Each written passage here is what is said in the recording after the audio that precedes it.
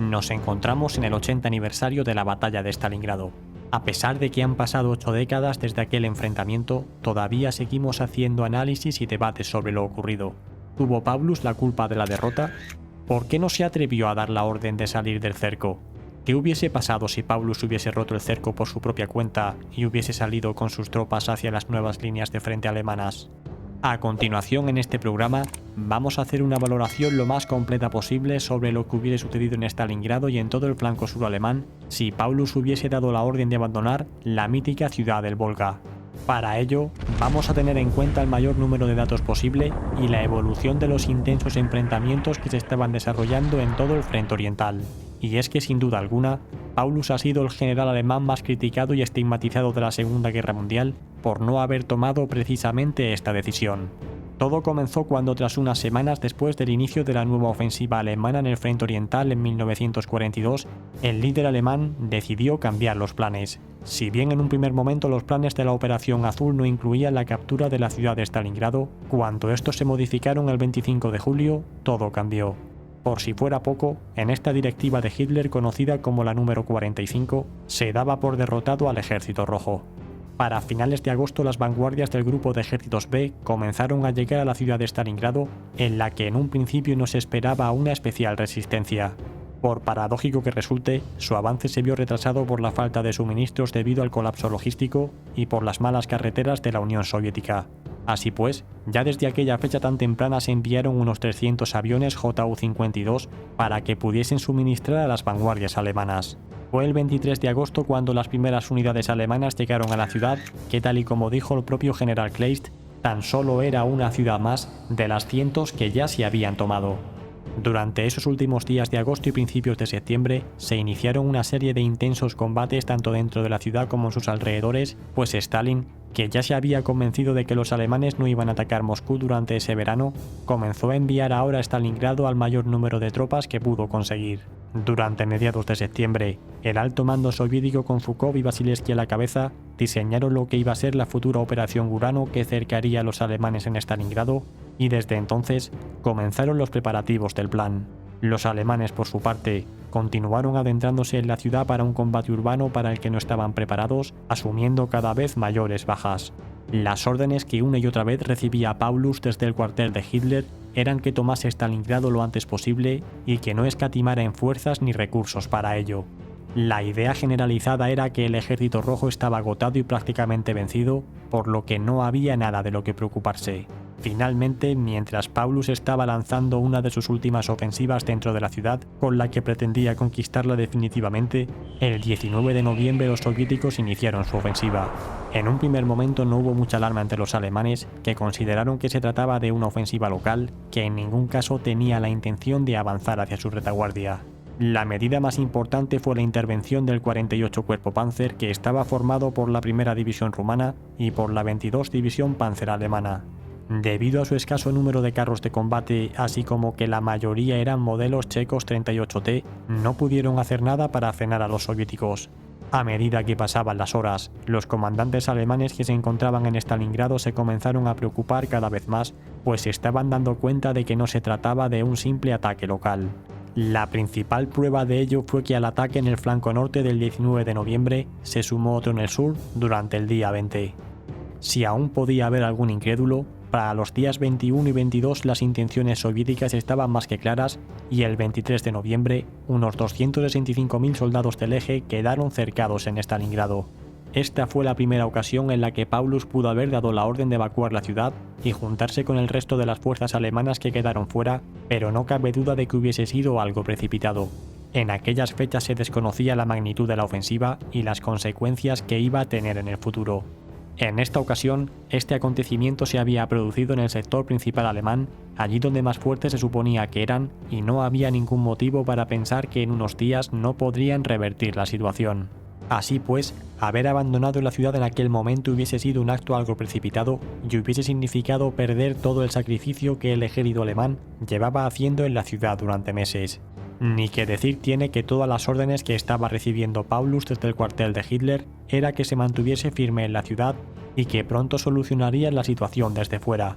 Como todos sabemos, Uno de los principales problemas que tenía Paulus era que si no eran capaces de hacerle llegar suministros por vía aérea, sus tropas iban a sufrir un debilitamiento total en muy pocas semanas. Otro dato a tener en cuenta es que el ejército de Paulus se encontraba asentado en el territorio y se estaba preparando para pasar el invierno allí.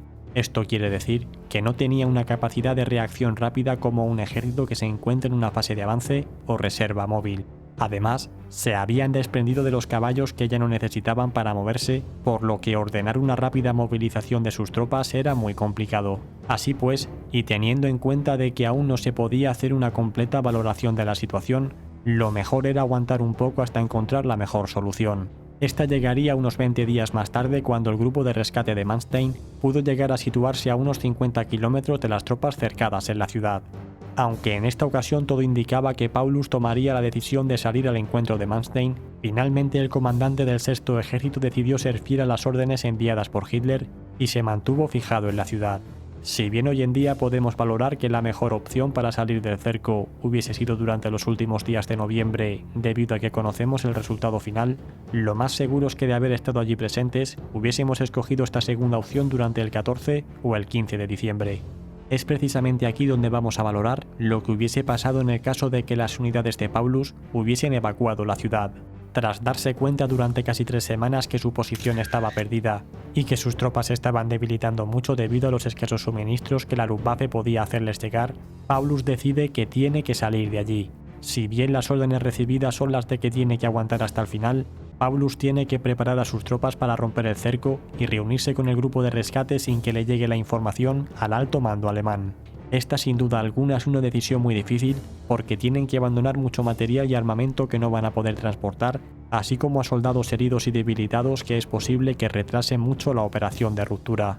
Para inicios de diciembre, el área que controla los alemanes en las inmediaciones de Stalingrado es enorme y sus tropas se encuentran dispersas por todo el perímetro, por lo que tienen que ceder gran parte de este territorio para poder reagruparse. No cabe duda de que va a ser una operación muy complicada, pues los soldados se van a ver luchando en mitad de la estepa rusa sin prácticamente apoyo de equipo pesado ni aviación.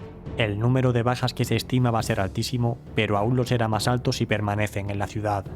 El 12 de diciembre se inició la operación Tormenta de Invierno con la misión de llegar hasta Stalingrado.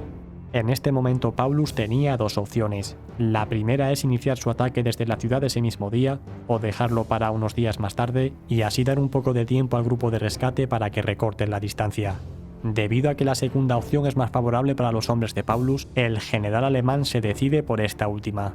Para ello, Paulus ha dividido a sus fuerzas en 3, formando algo parecido a un triángulo. El vértice occidental será el encargado de romper el frente, mientras que contará con 2 alas que lo protegerán de los previsibles contraataques soviéticos.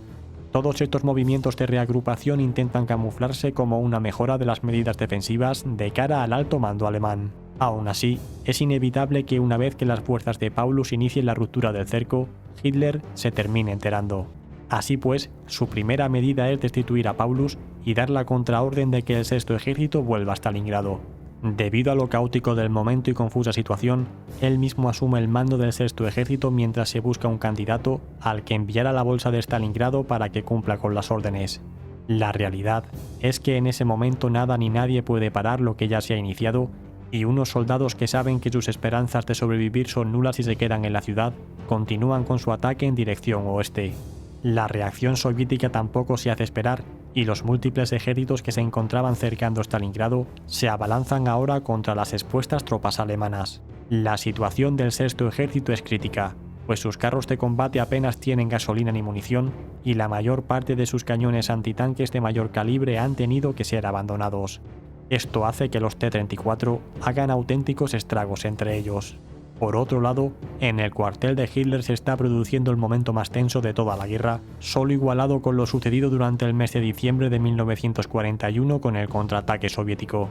Con una información totalmente confusa y siendo incapaz de hacerse con la situación, Hitler no tiene más remedio que delegar en Manstein por ahora. Tras unas 4 jornadas de marcha por parte del grupo de rescate y 3 por parte de las tropas cercadas, para el día 19 de diciembre ambas unidades hacen contacto entre sí. Las condiciones de los hombres que vienen de Stalingrado son terribles, y tanto al general Rausch como al general Hoth no le queda más remedio que cubrir con sus fuerzas de rescate a las unidades que se retiran desde la ciudad. Al mismo tiempo que esto tiene lugar, los soviéticos han lanzado una ofensiva generalizada en todo el frente suroriental, desde la ciudad de Voronezh hasta Grozny. El principal peligro de esta operación es que los soviéticos lleguen hasta Rostov antes de que los alemanes puedan sacar a todas sus unidades que se encuentran más al sur de dicha posición. De los 200.000 soldados de la coalición alemana que se retiran de Stalingrado, tan solo se han podido salvar unos 30 o 40.000, cayendo más de 50.000 en los desesperados combates de huida. Los 100.000 soldados restantes han sido hechos prisioneros, ya fuese porque los soviéticos los terminaron separando del grupo principal o porque debido a la caótica situación quedaron atrás.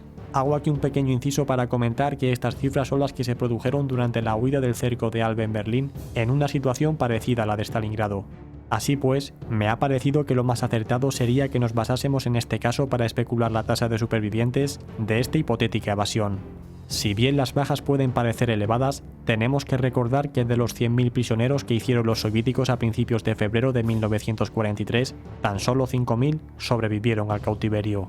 El resto de los otros 100.000 que quedaban en la bolsa a principios de diciembre de 1942 fueron muriendo en los combates de aquel invierno, a los que hay que restar unos 40.000 soldados que finalmente pudieron ser rescatados por vía aérea. Así pues, podemos ver en términos generales que el número de tropas salvadas no hubiese sido muy diferente, con el único matiz de que esos 40.000 o 50.000 hombres que hubiesen llegado a las líneas alemanas hubiesen estado disponibles de forma inmediata para los combates en el sector. Otro factor es que la evasión realizada se hubiese vendido como un éxito alemán y muy posiblemente no hubiese afectado de forma tan negativa a la moral alemana ni de forma tan positiva a los soviéticos. En cualquier caso, y dado lo crítico de la situación, el daño para Alemania ya estaba hecho y el impacto de este rescate a unas tropas que estaban totalmente machacadas y debilitadas difícilmente hubiese podido mejorar mucho la situación. Podemos concluir que el repliegue alemán hasta la línea del río Mius se hubiese tenido que hacer igualmente y todo hubiese dependido de esa contraofensiva de Manstein de marzo de 1943. Queda claro que la mejor ocasión para haberse replegado de Stalingrado hubiese sido el momento exacto en el que estaban siendo cercados, pues las tropas de Paulus se encontraban en la mejor situación.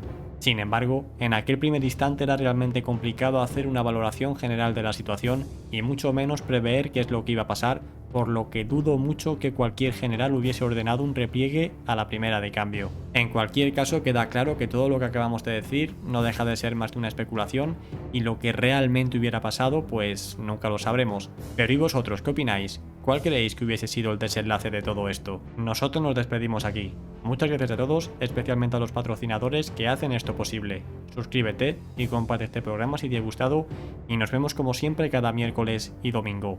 Hasta pronto.